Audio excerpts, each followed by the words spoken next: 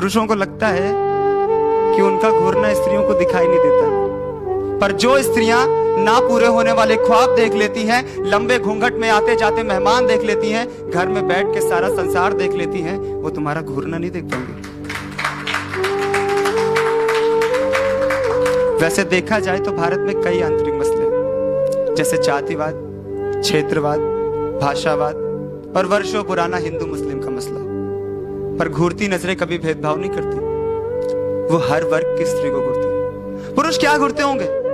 चमड़ी का रंग, चलने का ढंग, शरीर की बनावट, या फिर देखते होंगे कि स्त्री कैसी होती है। पर वो तो अपनी मां को भी घूर सकते थे। मां की चमड़ी पे झुर्रियां होंगी, चलती भी शायद थोड़ा धीमे होंगी, शरीर तो शायद पूरी तरह से ढह ही गया होगा। मैंने देखा है कि वो घूरने के साथ साथ अन्य पुरुषों से बातें करके हंसते भी हैं।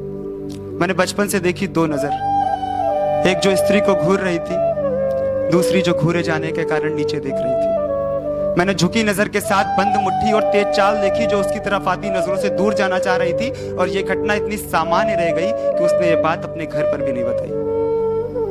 बताती थी भी तो क्या होता, उसका आना जाना रुक जाता, या फिर कह दिया जाता कि दुनिया है, देखती है, क्या करना। दिन में किसी पुरुष का किसी स्त्री को घूर लेना केवल घूर लेना नहीं होता, वो इस बात का इशारा होता है कि यदि ये दिन की जगह सन्नाटे भरी रात होती तो वो घूरना केवल घूरना ना होता।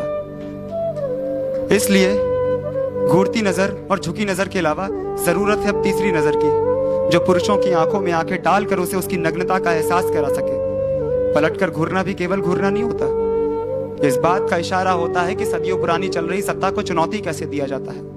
पलटकर घूरना यह बताता है कि वस्तुओं में भी जान होती है, उनके पास भी आंख होती है।